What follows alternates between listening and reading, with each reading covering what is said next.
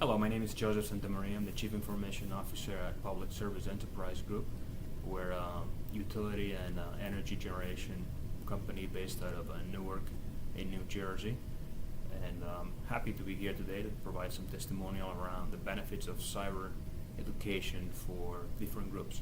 The groups that come to mind when we talk about cyber education, there are 4 or 5 that range from the general society and general public. I think there'd be a benefit for the general public being much more educated than we generally all are on the dynamics of phishing. Right? As you probably know, phishing is the #1 means by which hackers tend to try to gain access to corporate environments or to perpetrate financial fraud. The reason is phishing is very simple to perpetrate and to attempt, and way too many times is successful. So I think there'd be a benefit both, as I said, from a society general perspective, from an individual perspective, also from a corporate perspective, if we could train and educate our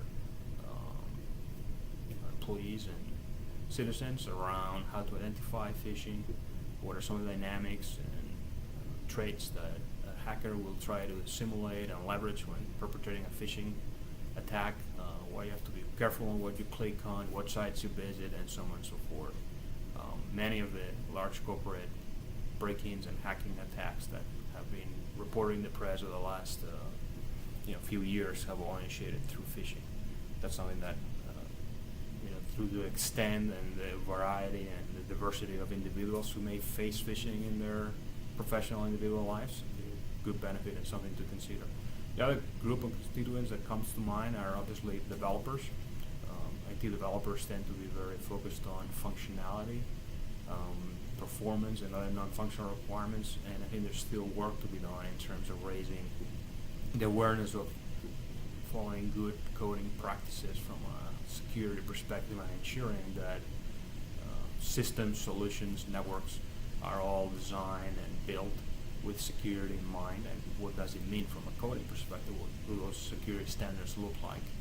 And at times there could be a need to compromise or balance, find a midpoint between either functional performance and security, and that conversation needs to be had with developers, and the framework for those conversations needs to be put in place. Moving on, I guess another group that comes to mind would be supply chain professionals.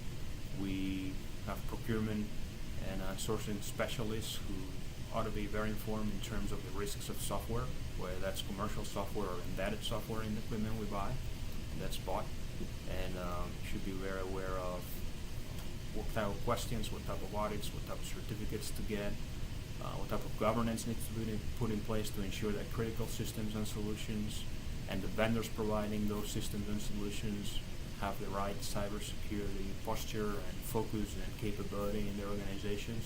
And that has to be an ongoing tracking that takes place, as can't do just a one-time check and assume everything is going to be on it. It's going to be all right in the future. That that vendor can change, their software practices can change, the solutions they use can change, and to the extent that you're receiving patches and new versions of the solution. Obviously, those supply chain professionals and IT professionals need to stay on top of those changes at the vendor side. And then last but not least, another group that comes to mind is industrial control operators.